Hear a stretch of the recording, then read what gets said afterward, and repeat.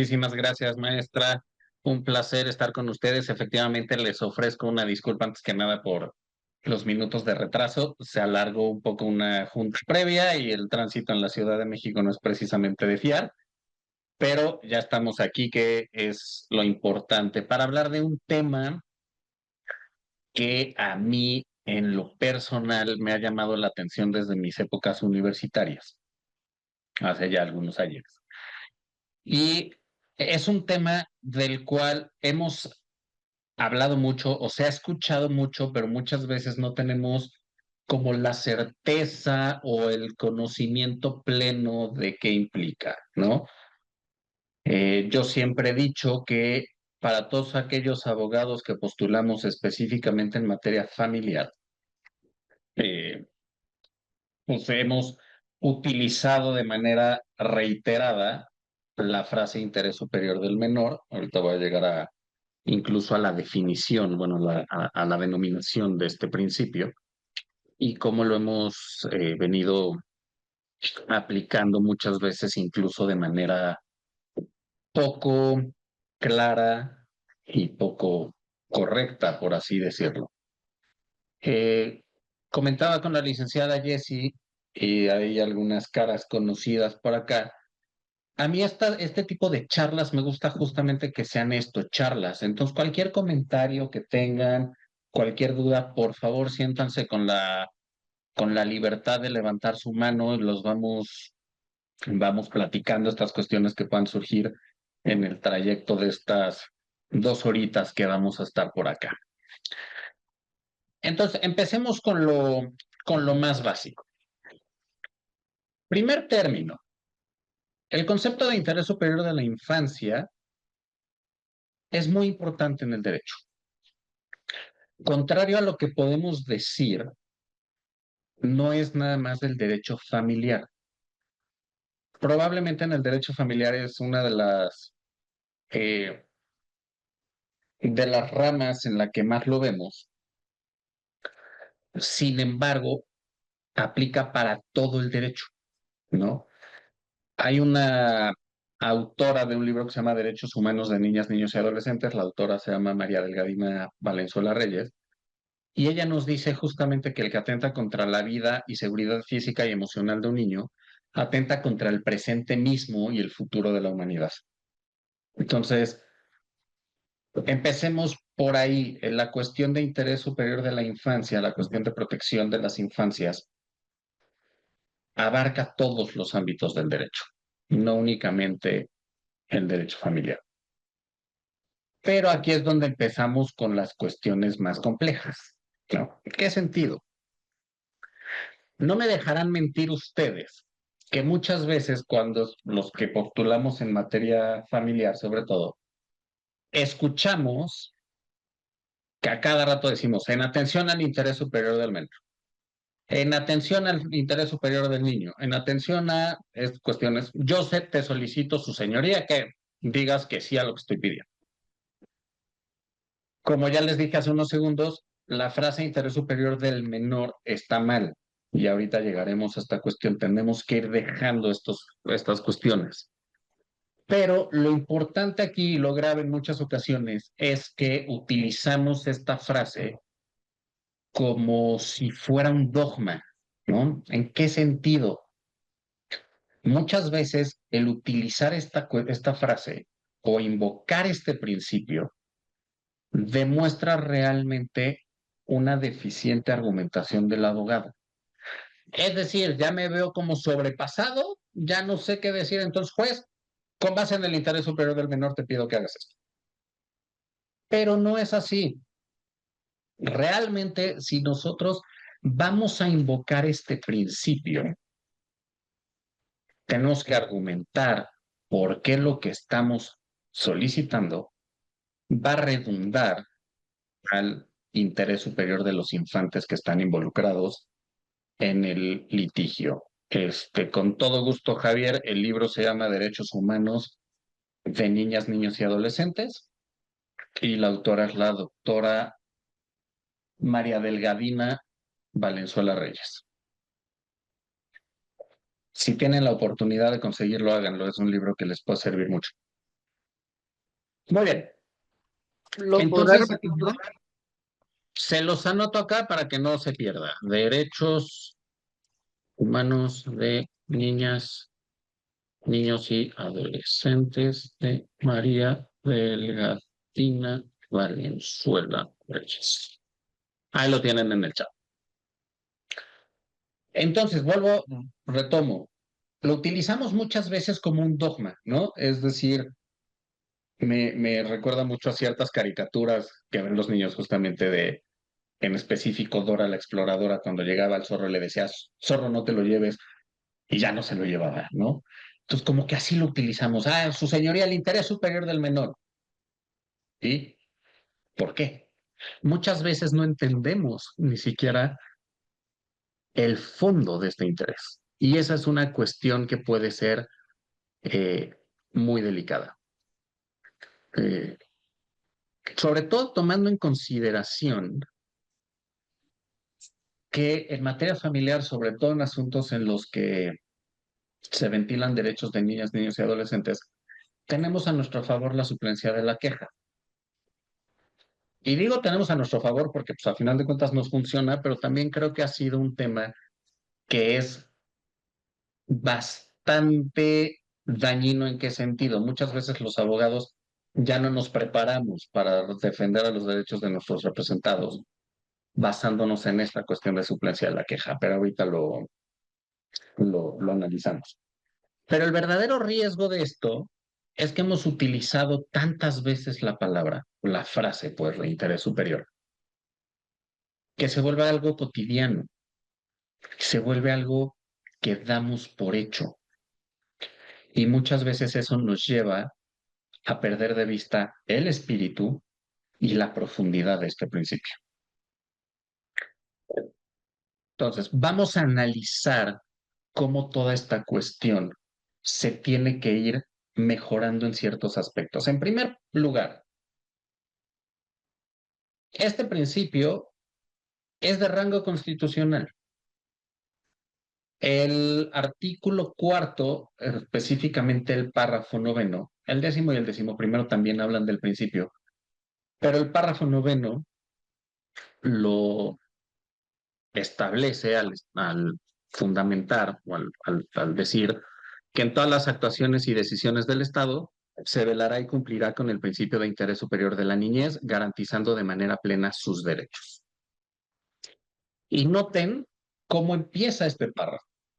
En todas las decisiones y actuaciones del Estado. Entonces, el rango constitucional de la protección del interés superior de las infancias y la adolescencia no se limita únicamente ante los órganos jurisdiccionales, cosa que creemos que puede ser así. Sin embargo, no es así. Sino que, por el contrario, estamos ante una protección transversal.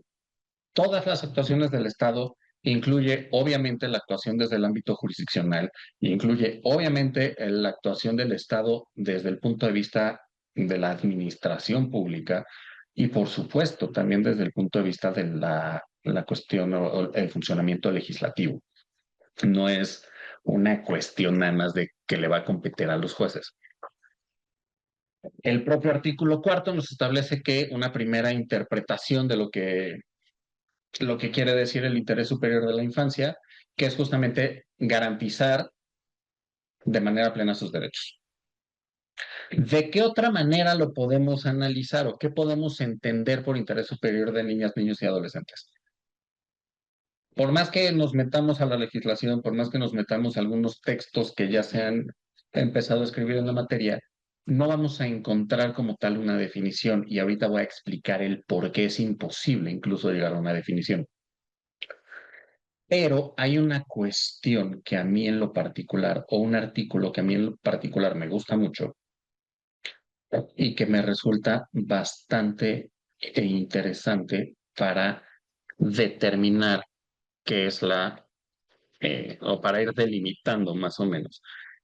Y este artículo es el 416 ter del Código Civil para el Distrito Federal. Si me dan un segundito, porque la tecnología de repente me juega choco, ahorita les comparto justamente este artículo para que lo podamos ver juntos.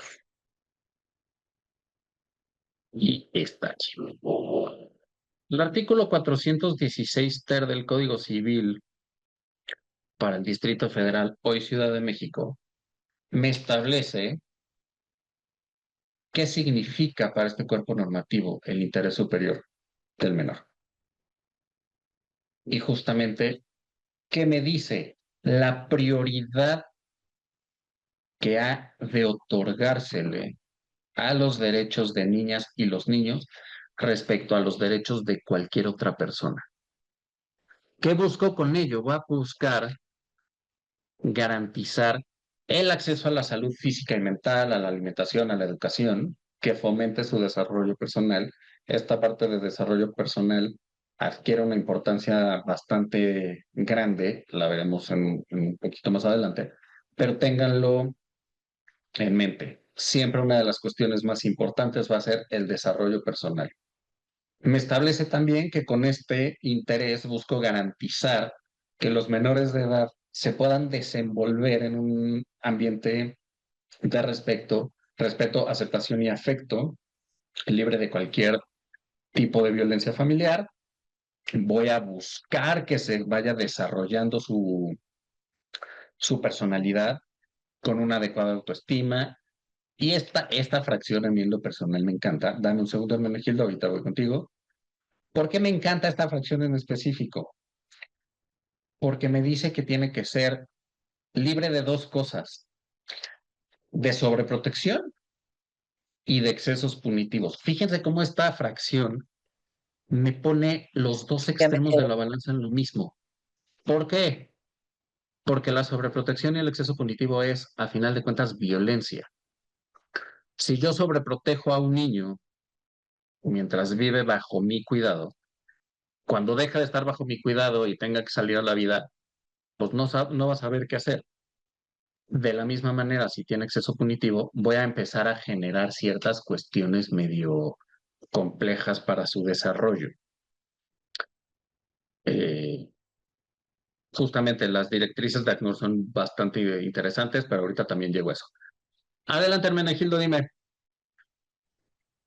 Buenas tardes, doctor. Una pregunta. ¿Cómo Dime. correlacionaríamos este artículo, el 416, con respecto a la violencia vicaria o la alienación parental? Entendid aquí que el establecimiento en la fracción segunda de ese artículo dice el establecimiento de un ambiente de respeto, aceptación y afecto libre de cualquier tipo de violencia familiar. Y vemos que en la violencia vicaria se maltrata al niño, niña o adolescente para causarle un daño al progenitor o progenitora. Y lo mismo con la alienación parental. Al estarse influyendo de alguna manera, ¿cómo haríamos garante este artículo? Gracias, doctor. Me estás haciendo una de las preguntas más difíciles de contestar y te voy a explicar por qué.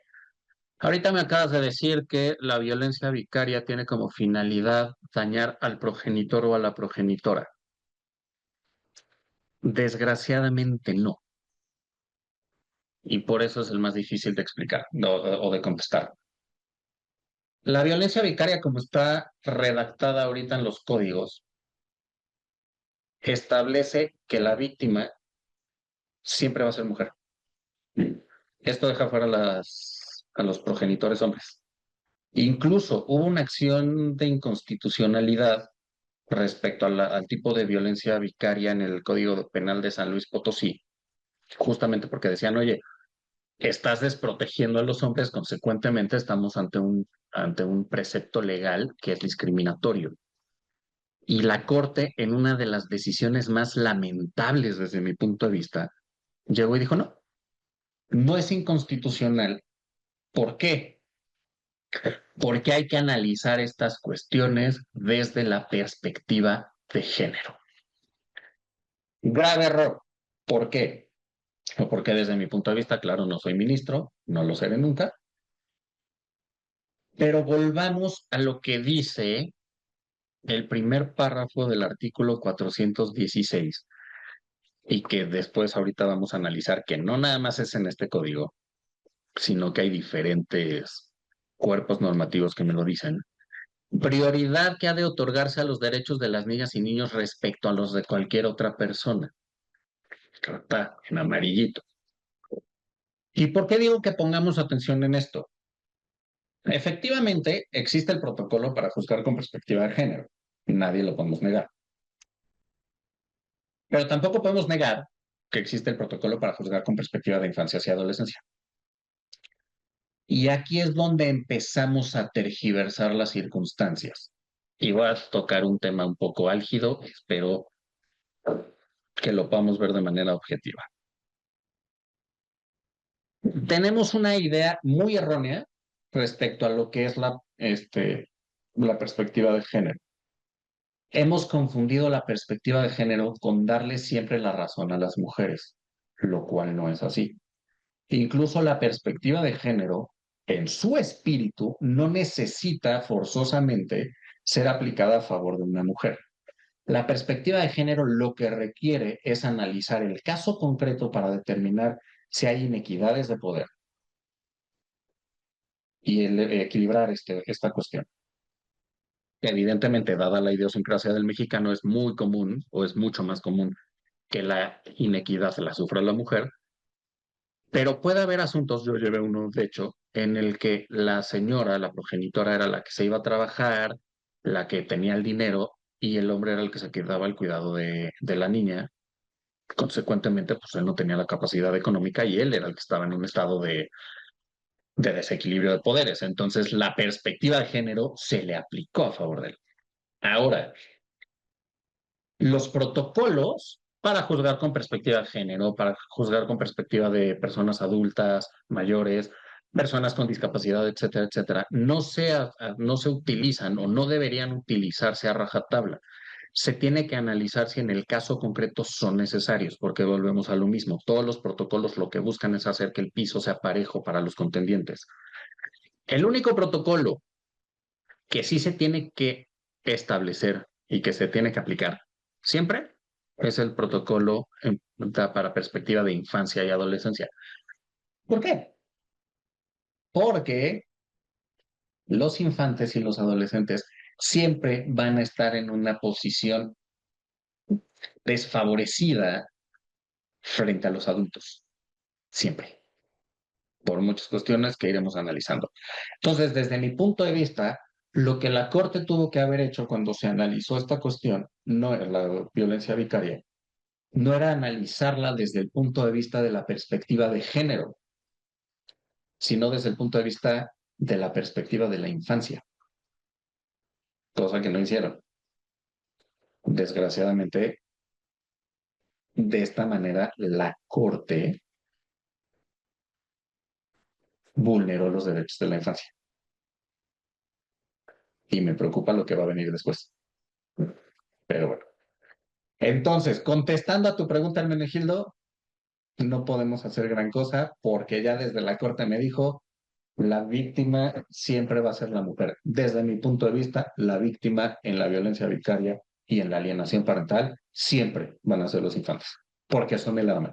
Justamente les decía, desde mi época universitaria, me gusta este tema. Les voy a, antes de seguir con toda la charla, les voy a contar el por qué yo entré o por qué me gustó el tema de protección de la infancia. Es muy sencillo.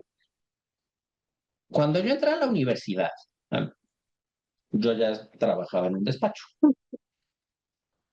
Renuncio al despacho en el que trabajaba porque, pues, adolescente rebelde, dije, quiero dedicarme a estudiar mi primer semestre, por lo menos, y ya después regreso a trabajar. Eso fue lo que le dije a mis padres. Evidentemente, yo quería agarrar la fiesta del primer semestre, ¿no? Estudiar en ese momento era lo que menos me importaba. Sin embargo, mi padre, que también es abogado y que postulaba en ese entonces en materia familiar, se fractura la pierna y lo tienen que operar. Y mi papá es una persona muy individualista que trabaja él solito, no sabe trabajar en equipo. Entonces nunca tuvo pacientes. Cuando mi padre se fractura, pues me toca a mí entrarle al quite. Y en ese entonces, imagínense hace cuánto estoy hablando, todavía existía el divorcio necesario. Y traíamos dos en específico en el que los niños eran el arma, pero abiertamente eran el arma. Pero a mí el que me marcó fue el primero, porque aparte eran asuntos que estaban tan peleados que todos los días salían por lo menos 7 acuerdos de ese expediente. Todos los días.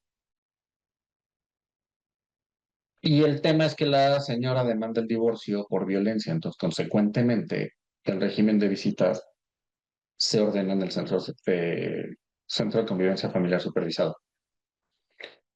Y el primer día que a mí me toca revisar ese expediente, justamente me toca revisar un reporte del SECOFAM. Nunca se me va a olvidar, estoy hablando que yo tenía 17 años de eso, o sea, hace 21. Y el reporte decía que la convivencia se llevó en buenos términos, el señor estuvo jugando con su hija, y a las 6:45 de la tarde que terminaba la convivencia, le dijeron, bueno, ya nos tenemos que ir, el papá se despide de la hija se suelta llorando, le brinca encima, le llena los besos, la cara de besos, y le dice, papi, por favor, no te vayas. Yo tenía 17 años, uno no está preparado para leer eso. Llegué a casa, mi papá en cama, con el pie elevado, y es la única vez en mi vida que le he dicho una grosería a mi papá. Le dije, no puedo, perdón el francés, así se lo dije, no puedo entender cómo te puedes dedicar a esta mierda. Entonces mi papá me dijo, en el momento en el que el abogado hace suyo el problema, en lugar de convertirse en la solución, se vuelve parte del problema. Y en ese momento dije, tienen toda la razón, a partir de este momento, yo lo que haga, voy a hacerlo de tal manera que proteja a los intereses de los niños, porque son los que menos protegidos están. Incluso los que me conocen saben que yo he dejado de representar personas, clientes buenos, porque me piden cosas que afectan al interés superior de sus hijos. Y en ese momento se acaba. Cuando yo tomo un asunto familiar o un asunto penal en el que están involucrados niños, lo primero que le dejo en claro a mis clientes es, yo soy tu abogado, sí, pero mi trabajo principal es proteger a tus hijos, no a ti. Entonces, justamente, perdón, mis gatos, Miguel ya los ha visto varias veces, entonces van a estar corriendo por acá muy seguido. Entonces, justamente ese es el tema que a mí me preocupa, lo tengo que decir con toda franqueza, y me preocupa más dado lo que va a suceder en menos de un mes.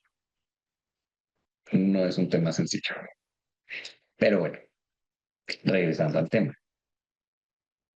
El interés superior, entonces, ya vimos, tiene una base constitucional. Hoy día también ténganlo en mente por la entrada en aplicación que va a ser del Código Nacional de Procedimientos Civiles y Familiares. El artículo 7º, fracción 9ª, me establece como uno de los principios rectores el interés superior de la niñez y que reitera textual observancia que debe darse para hacer prevalecer los derechos de las niñas, niños y adolescentes por sobre los otros derechos que pudieran estar en pugna. Prevalecen los de la infancia. Si yo tengo choque entre los derechos de un infante y de un adulto mayor, va a prevalecer el del infante. Por lo que ya les dije, son los que siempre van a estar en una situación de vulnerabilidad. Ahora, déjenme ver el chat porque ya vi que llegaron muchas cosas. Es muy buen libro, sí, efectivamente. La suplencia de la queja solo es de forma o de fondo. Si la demanda no está redactada sin fundamentos legales, ¿el juez suplirá lo que quiso decir el demandado? Sí, efectivamente, esa es la suplencia de la queja. Incluso, nuevamente, artículo 7 del Código Nacional, para que vean cómo nos vamos a ir. Fracción 12ª, me establece como uno de los principios rectores del proceso únicamente en materia familiar el de litis abierta. La litis abierta quiere decir que no se reduzca la demanda de la contestación, sino que la autoridad jurisdiccional debe hacer mérito de los hechos constitutivos, modificativos o extintivos producidos durante la substanciación del proceso, aunque no hubieran sido invocados como hechos nuevos. Entonces, la suplencia de la queja, justamente porque los jueces tienen la obligación de proteger a los menores de edad. Entonces, sí, la suplencia de la queja incluso es de fondo. El protocolo dice que es por triplicado, ahorita voy a llegar a eso, Armando. La perspectiva de género está muy mal entendida, totalmente de acuerdo. Y ya, ahorita vamos a ver lo demás. Justicia penal para adolescentes. Ah, muchas gracias, Alberto. No sabía que por una conferencia mía le habías entrado al tema de justicia penal para adolescentes. Tengo que reconocer que respecto a ese tema tengo el honor de aprender de los mejores. En justicia penal para adolescentes a mí me falta muchísimo, pero tengo el honor de aprender de la maestra Ivonne Ruiz, del maestro Jesús Mogollán, de Nancy Villafán, etcétera, de la maestra Regi Vallecillo que estoy viendo por acá conectada.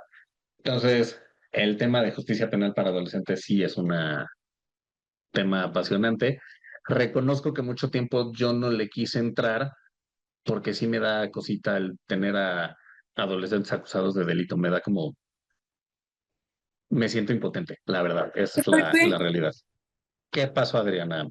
Tengo una duda. Justamente decía que no es sobre el tema que ahorita estamos planteando, pero me llama mucho la atención eso de justicia para adolescentes. ¿Qué piensa justamente acerca de todo eso? Porque sinceramente yo estoy, uy, no, es un tema muy difícil y ahí no puedo estar del lado de ni de los niños ni de los adolescentes, sinceramente. Entonces, no sé cómo lo plantea usted, no sé cuál es su perspectiva cuando existen estos adolescentes agresores que pues no funcionan para la sociedad, porque a veces entre más ayuda les damos, más siguen incidiendo en delitos y no son delitos pues leves, ¿no? ¿Qué piensa acerca de eso? Porque tema muy difícil.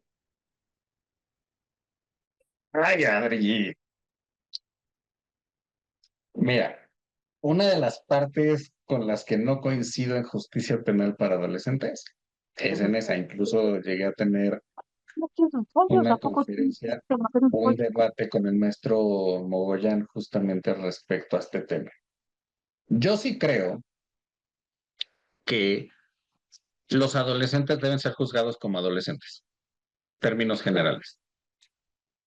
Sin embargo, y esto es algo de lo que he debatido con el maestro Mogollán, con la maestra Ivonne, con el doctor Hidalgo Murillo, que es una de las grandes eminencias en justicia penal para adolescentes. Hay ciertos asuntos, hay ciertos casos muy en particular que desde mi perspectiva no deberían de ser juzgados como adolescentes.